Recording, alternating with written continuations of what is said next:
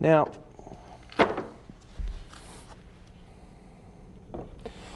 say you have a simple painting like this. This is also one of our book paintings.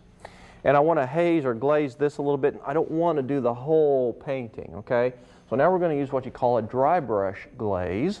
And that kind of glaze is the same thing, except it's a controlled area with a smaller brush. Now I've done a little bit already, but I want to emphasize it. So I'm going to take my number 6 bristle brush. Now you could use any bristle brush depending on the size of the area. And everything stays the same. The only difference here is you may want to change the color slightly because, for instance, haze or mist coming up off of a a stream bed or a lake or something may have a different color to it. Like back in here, I might want to be a bluer haze. So what I do is I take my white, add a little blue to it this time, and of course there's water in there. Now don't get it too blue. This is fairly dry. You don't want a whole lot of paint on your brush. But notice the mixture here. Now I've wiped some of the excess off on my brush. In this case, you don't have to wet it first necessarily. You just take your brush and you put it on. See, I put it on right there. You can see the little smudge right there? Then you take your brush and you use a scumbling, and we're going to talk about this, or a scrubbing motion. You can even use your finger to get in there and highlight this. Now, I will mention to you that if you don't like this, if you have a wet paper towel handy, all you have to do is go right back in there and wipe it off. But see what that does? It creates that nice, soft, gentle haze back in there, or mist. Kind of suggests the idea that maybe there's a stream or a creek back in there.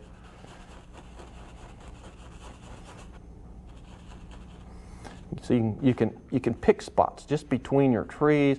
As long as you use the side of your brush, use sort of a scumbling dry brush motion, man, you can really make some neat effects. I come right on across here.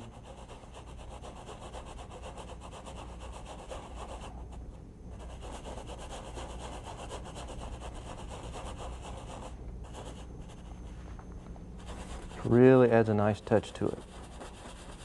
And see, I've worked this up until it just disappears. That's the beauty of this.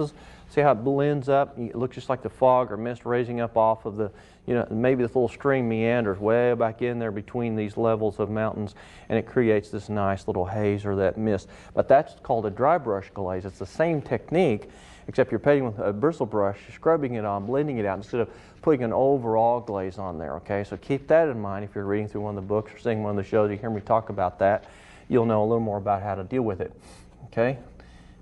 You can put it just about anywhere in a painting that you want to. Maybe I want someone at the base of these pine trees there just to soften them a little. See, and maybe I don't want to soften anything else but just that distance. So I'm going to dry brush over these just a little.